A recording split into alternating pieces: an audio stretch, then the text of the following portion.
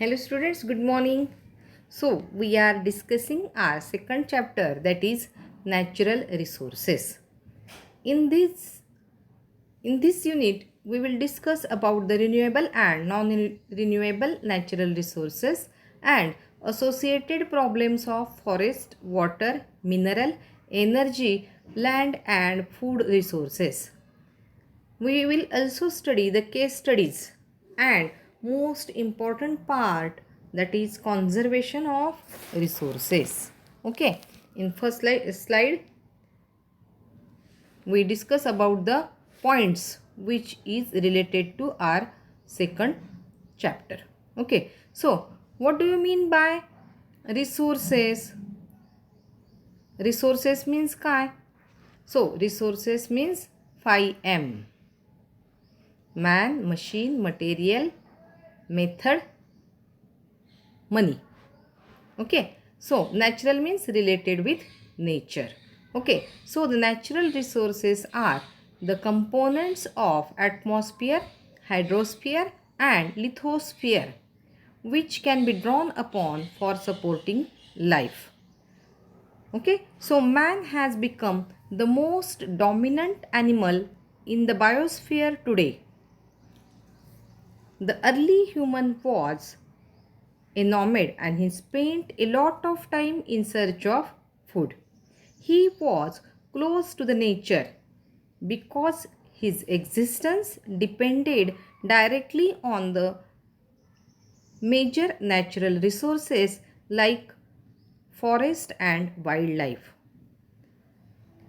If we compare the life of early man with that of today, we find a tremendous difference. पूर्वी माणूस हा काय होता? Fully नेचरवरतीच depend होता. जंगलात राहायचा, कंदमुळं खायचा, बरोबर. जंगलामध्येच त्याचं वास्तव्य असायचं. जर आपण आजच्या मानवाची यापूर्वीच्या मानवाशी तुलना केली तर आपल्याला त्याच्यामध्ये खूप सारा डिफरन्स दिसून येतो. Today, most of the people are better off in regard to food and other basic necessities of life. Man has constructed dams on rivers, cut down forest, plowed land, grown crops, built towns, cities, canals and roads.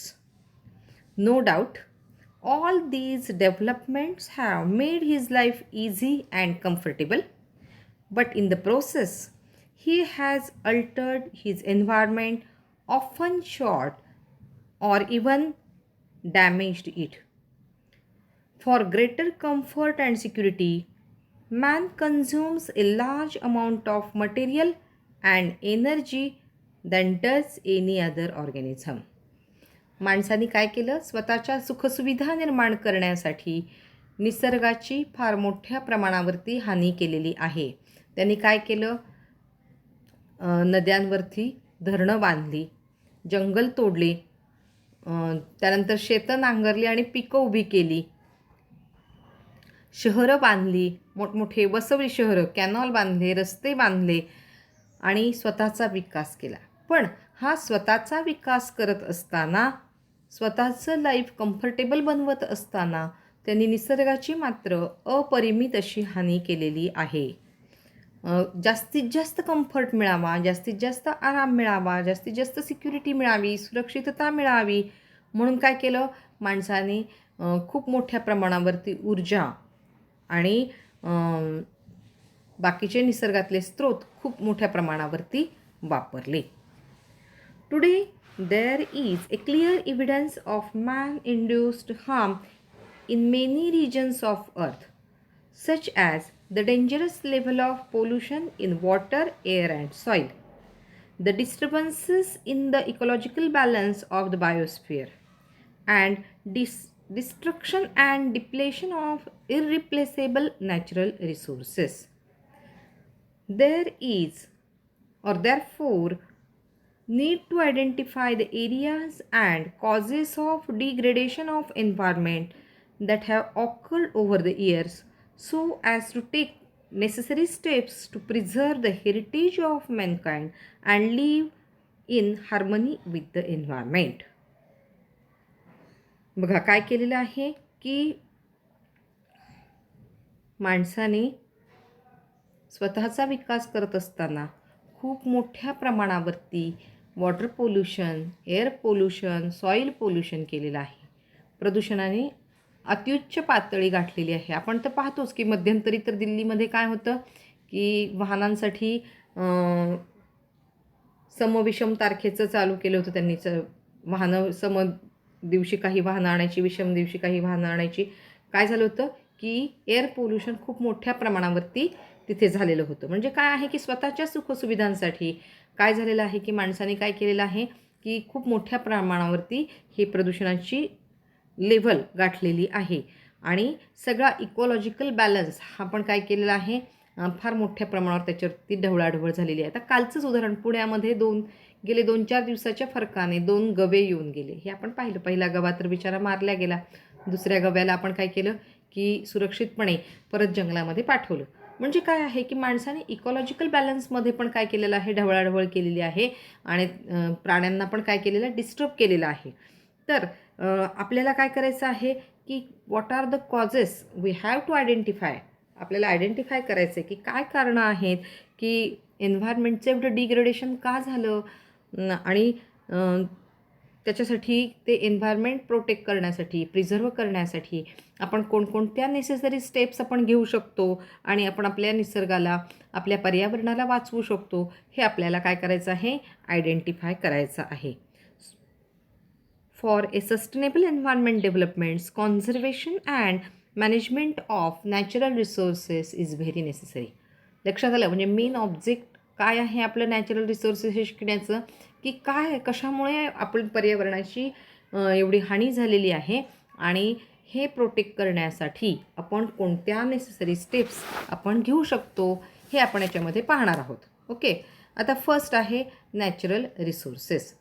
The word resource means a source of supply or support generally held in reserve. So, or म्हणूया आपण. Or in other words, natural resources are the components of atmosphere, hydrosphere and lithosphere which can be drawn upon for supporting life. थोडक्यात काय resource means काय आहे, source of supply. आपल्याला कुठून supply मिळतो आहे, कुठून आपल्याला काही मिळते मग तो source. So there are both living and non-living resources. 2 प्रकारचे रिसोर्सेस आहेत. द लिव्हिंग रिसोर्सेस इन्क्लूड, जिवंत म्हणूया आपण, तुमच्या लगेच लक्षात येईल. The living resources include forest, wildlife and organism living in water or on land. And the non living resources are energy, atmosphere, water, soil and mineral deposits. लक्षात आलं. Natural रिसोर्सेसमध्ये काय, resources are mainly 2 types, that is living and non living. लिव्हिंगमध्ये काय काय येतं, मग काय सांगितलं होतं मी तुम्हाला लिव्हिंगमध्ये? Living resources include forest, wildlife and organism, सगळे जिवंत लोक, जिवंत साधनं, बरोबर. अँड नॉन लिव्हिंगमध्ये काय येतं? Energy, atmosphere, water, soil and mineral deposits. For human beings, resources are those materials and sources of energy which are needed for their survival and prosperity. बघा, मनुष्यासाठी किंवा मनुष्य प्राण्यांसाठी रिसोर्सेस म्हणजे काय आहे की असं एखादं मटेरियल और एनर्जी, सोर्सेस ऑफ एनर्जी आहे की जी काय आहे त्याच्या सर्व्हायवलसाठी आणि प्रॉस्पेरिटीसाठी आवश्यक असते. Some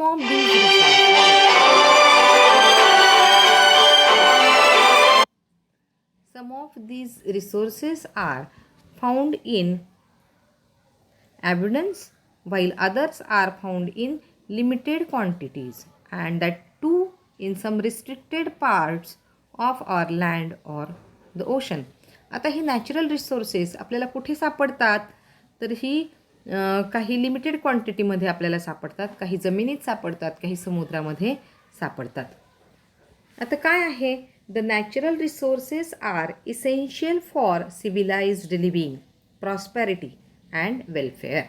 जर आपल्याला सिव्हिलाइज्ड लिव्हिंग जीवन जगायचं असेल, सिव्हिलाइज्ड लाईफ जगायचं असेल, आपल्याला आपली प्रॉस्पेरिटी करायची असेल, आपल्याला काही प्रगती करायची असेल, वेलफेअर करायचं असेल आपलं, तर आपल्याला काय आहे की या नॅचरल रिसोर्सेसची गरज असते.